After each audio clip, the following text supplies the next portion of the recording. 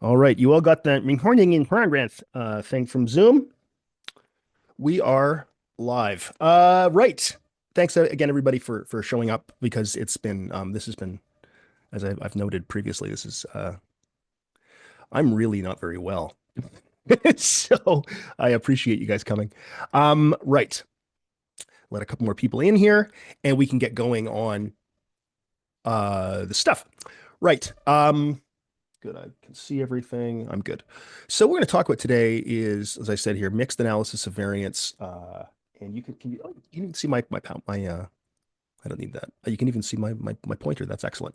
So okay, I'm going to change cameras. I think just a sec because I'm not going to be looking at you guys. I'll be looking at my other screen. So let's just change cameras here.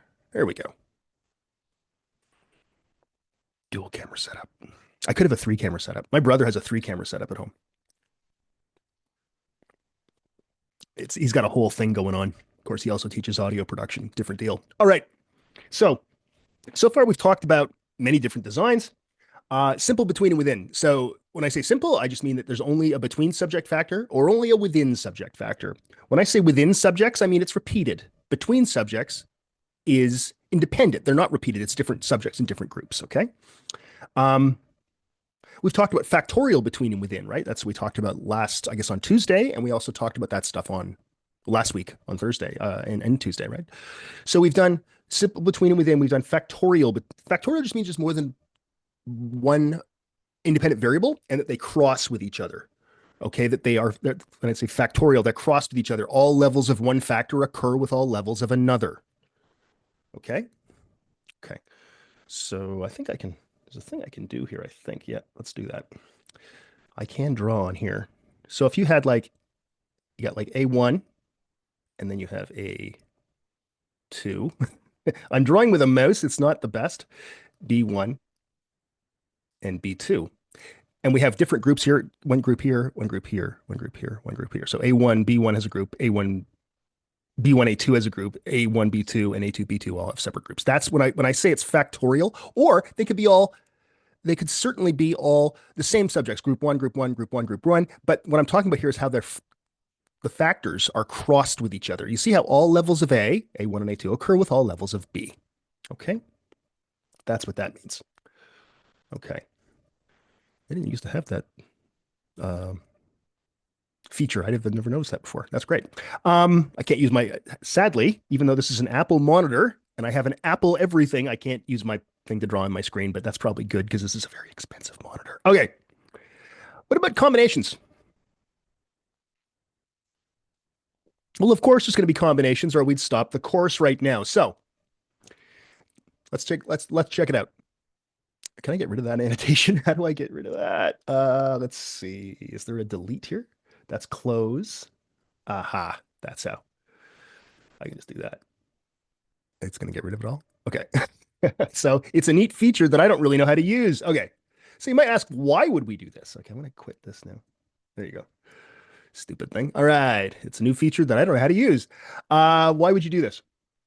There's a lot of cases where you might want to do this. Looking at, like, you might want to one factor between, one within. So when I say between, again, different subjects and different groups. Within is the same subjects get the same, uh, get the more than one treatment, right? Repeated measures. Uh, let's say species and learning. Again, story of my life, right? So comparing two species, that's a between subject factor. I can't assign subjects to species. It's not a thing. But I can have subjects of different species and then test them in their learning. That's a repeated measures learning, and species is a between subjects factor, right? We can look at sex differences, male, female, whatever, you know, that the etc. There's the whatever. So there are things where you can't assign subjects to groups, right? And you can't and you can't do repeated measures on them, and you don't want to, right? You're looking for sex differences or you're looking for species differences. They're separate groups. So here's an example. This isn't with different species. This is different kinds of memory tests. Okay. So this has been our running example. We have two groups, one group having an implicit test, that's word fragment completion, let's say, and one group having an explicit test, recall or recognition. So group one gets the implicit test, 5 minutes, 1 hour, 24 hours. Group two has the explicit test, and at 5 minutes, 1 hour, 24 hours. These are different people. The other day when we did it, it was the same people. Why would you do this? Well, there may be some concern about the implicit test, the word fragment completion, sort of contaminating the explicit test. It doesn't. Well, it does under very specific circumstances. Chalice and Broadbeck, 1992. Okay, but it usually doesn't. So anyway, but this would be a concern because you have one memory test followed by another. Well, does one affect another? So why don't we just split the subjects into two groups? Makes sense, right? Okay. Okay. Must be nice actually hearing me sip the coffee with my good microphone. Okay. So we still want a decay function though. So we want to see that as time goes by, that performance drops, right? And that's what we'd expect. We wouldn't get it in the implicit, actually. We would only get it in the explicit. We're looking basically for a group by retention interval interaction or memory test type by retention interval interaction. Okay, so what are the sources of variation here? So what I've done is I've set it up such that we've got, just like before, implicit, explicit, group one, group two. I've just said that we have 10 subjects in each group. Group one has subjects 1 to 10. Group two has subjects 11 to 20. Okay. So that's completely arbitrary. I made that up. I just said this design has two groups of 10. So we have, what are the sources of variation? We've got test type, right? We've got retention interval. Sure. Oh, now remember we have to list where the subjects are. Now this is where it gets different. This is the new thing we're talking about today. Subjects are nested within test type. That's how you say that. So see how they're nested?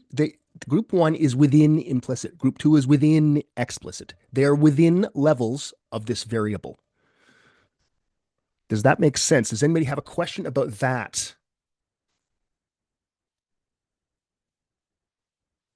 Does anybody know what movie that's from in my background? Not John, because he knows. It's the original Ocean's 11. It's Frank Sinatra back there, right? That's the one I have. Yeah. Yeah. All right. So you see where we are so far. We're good, right? Questions? We're okay. Okay. So how are we going to break this down? We're going to have to try to break this down into the sources of variation, degrees of freedom, so we can find out the error terms, and we can find out, and we can do the analysis of variance. So basically, we want to be able to tell SPSS, for example, where are the subjects, what are the fixed and random factors, that kind of thing. So let's do that. So we're going to build an analysis of variance summary table. Now I've already done it, obviously, but I'm going to go through how this works, okay? The first thing you list, this is the Yates order thing, and we're building on it from last time. Last time I talked about you list subjects first, but that was with only if we had all repeated measures. This time we have one repeated variable, that's retention interval, and we have one between subjects variable, that's test type. So test, we're going to call it, is one variable. You always list your between variable first. It goes between subjects within. You say that to yourself like, I don't know, 20 times every day, and you'll eventually get it. So the first thing is subjects is the list is test. That's the only between subjects variable. Let's not worry about degrees of freedom right now. We'll come to that. Then you talk about the subjects. You can't talk about subjects without talking about their nesting. So subjects are nested within test type. Subjects, you see this here? Subjects within test. Now, between then subjects. Now, can we cross? Remember, we always say, okay, well, it would be subjects within test by test. That doesn't make any sense. So you got to list now the within subject variable, retention interval. Now we can do it. Retention interval by test. Retention interval by subjects within test. And we're done. The degrees of freedom work like this. Well, there's two kinds of tests, right? So you got 1 degree of freedom for test. And there's three kinds of retention interval. That's an easy one. So it's 2. Now let's do the harder. Well, also, this is easy. Retention interval by test is RI minus 1, test minus 1. That's 2, because it's 3 minus 1 times 2 minus 1. Right? Okay. Now let's do the subjects a little harder. We have n minus 1 subjects within each test type. Little n minus 1. Remember, there are, no, I don't have it on the screen, but there are 10 subjects in each group. So that's 10 minus 1 is 9 times 2. There are two kinds of test. 9 times 2 is 18. Oh. Retention interval minus 1, so that's 2. N minus 1, that's 9, so that's 18 times retention interval. Sorry, times test type, rather. So then we end up with 36. We total that up, 1 and 18 plus 2 plus 2 plus 36. It's 59. We win because we have 60 observations, right? We have 60 observations. So we have 59 degrees of freedom. And we know what do we test with what? When you eventually get the SPSS output, look, if you did it with SPSS and you told it subjects were a random factor, it'll do it for you. And I've posted a video on the LMS, and I think it's also on my website. And if it isn't, I'll put it up at some point, about how to do this. So if you're using PSPP, you're going to have to do this by hand. But if you're using SPSS, you can actually just put the model in. You can actually literally put the model in. I really encourage you, even if you're a PSPP user, to get to a computer that has SPSS at the university and break it down and do this, okay? Because it's very instructive and it'll be very helpful to you next year when you do your thesis. All right, so questions so far. Do you see how I got all this stuff?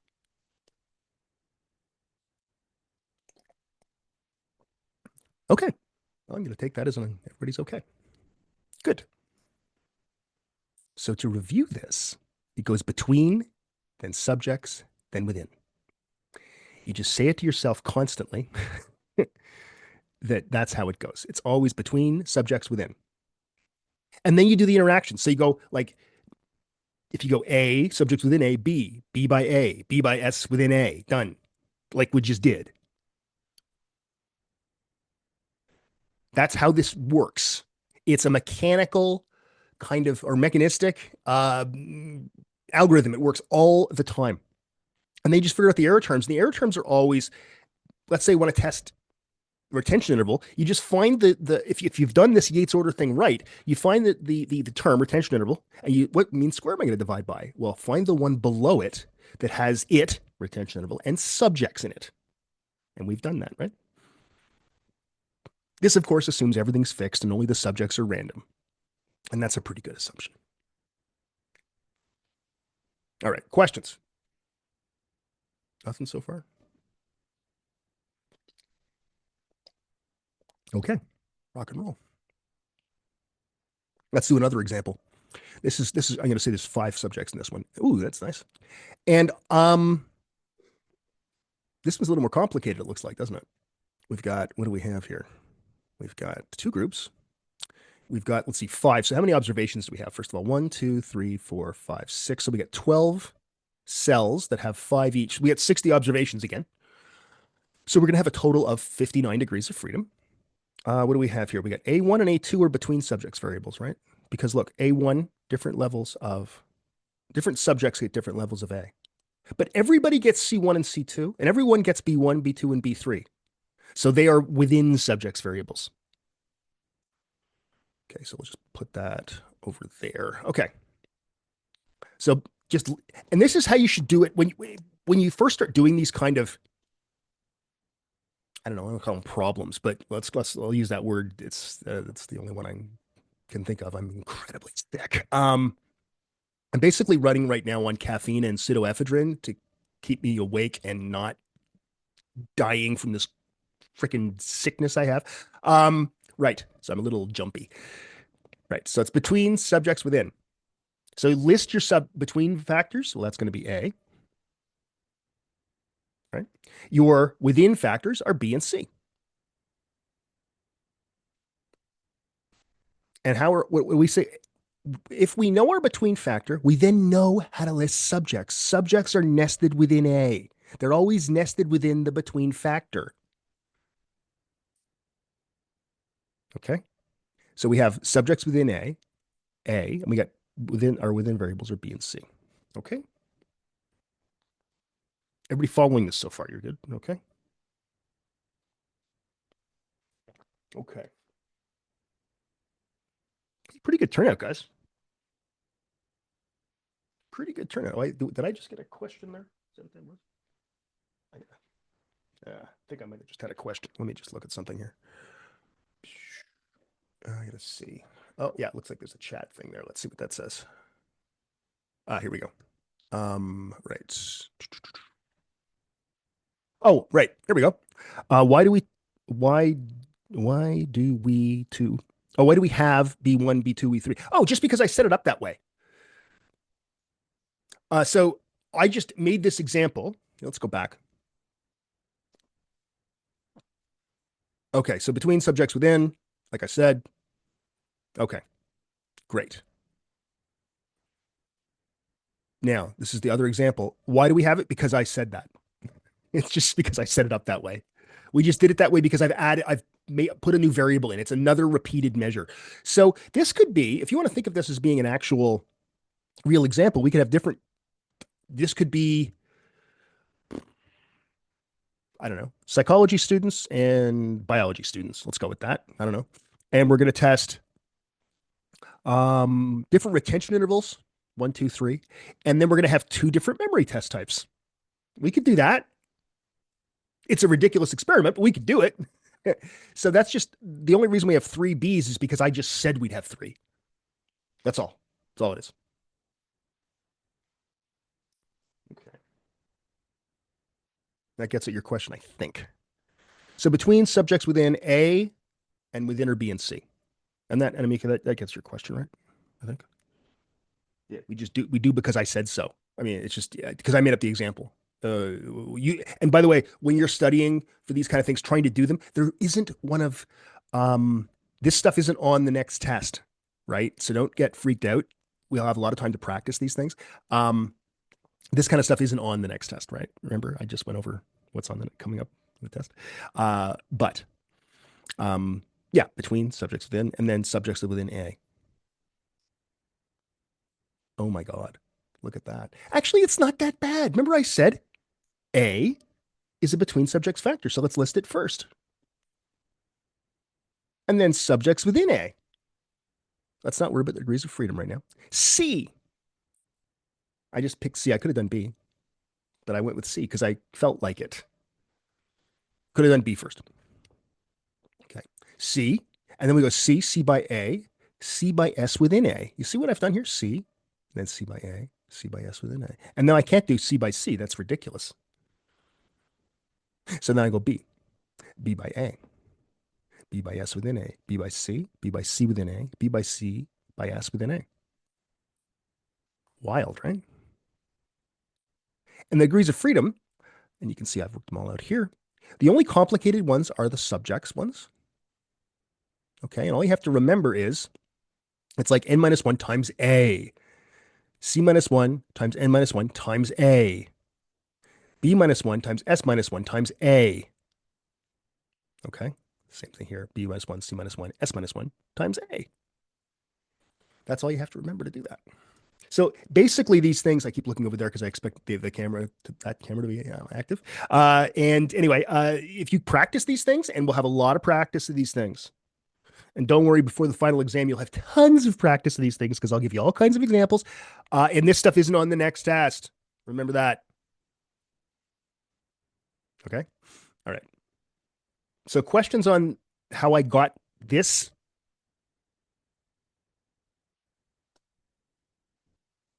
Okay.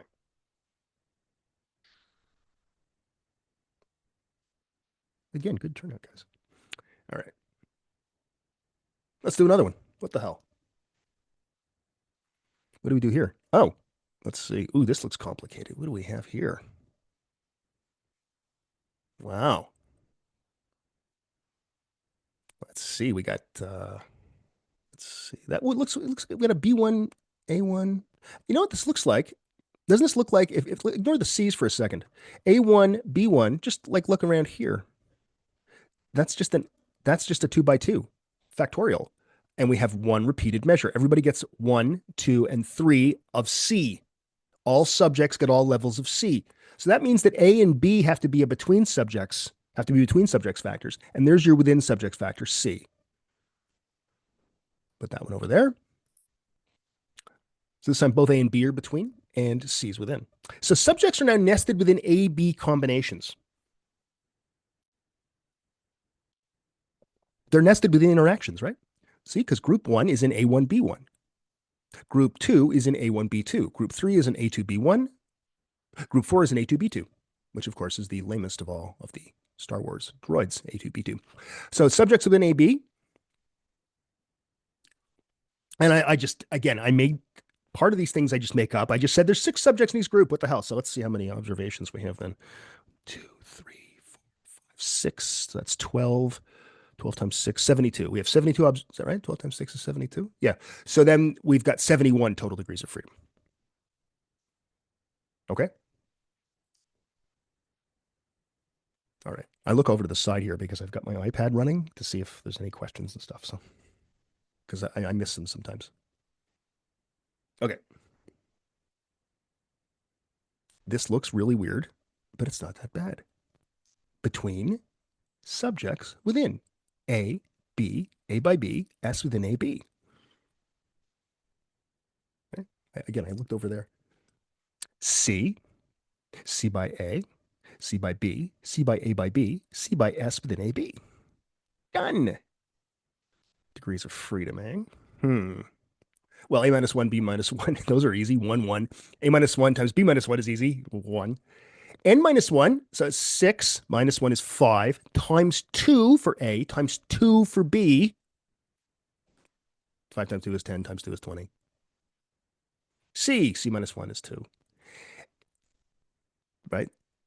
A minus 1, C minus 1, B minus 1 times C minus 1, etc. The only one that's a little complicated is C by S within AB. C minus 1 times N minus 1 times A times B. So that's going to be what? 2, right? Times 5 times 2 times 2, which is 40. We add these up. 1 and 1 is 2. 1 is 3. Is 3. 23, 25, 27, 29. 31. Hey, 71, we did it right. The chance of you getting it right by dumb luck is pretty slim. So when you do these kind of things, if the degrees of freedom work out, you're probably at least on the right track. Okay. All right. So I'm going to conclude this by telling you, first of all, these designs are incredibly common. We deal with interactions all the time in psychology, all the life sciences. Like I said, comparing species, comparing on learning is something, I mean, that's my job. That's what I do. It's my thing that I do. There are people who look at all kinds of these kind of things where you have 2 groups and then you want to look at the learning differences. We do this all the time. Knowing how to express the nesting stuff allows you to pick the right terms for SPSS. Okay. And there is a video, as I said, that I've posted about that. And this Yates order stuff, it's all about practice. That's the most important thing you can do here is practice. All right. Questions on today's stuff before we go over, before we stop recording and go to a little bit of review. So anybody have any questions on, let me just change cameras again. I'm more comfortable talking to this other camera for some reason. There we go. There we go. Anyway, questions on today's stuff. Before we move on, you can have questions on the coming, upcoming test. All right, I don't see anything. Okay, guys look good. Okay, good. Very good. Very good. Okay, good. All right, so what I'm going to do is I'm going to stop the recording now, and we can do some review for the upcoming test if you have a question and answer kind of thing. All right.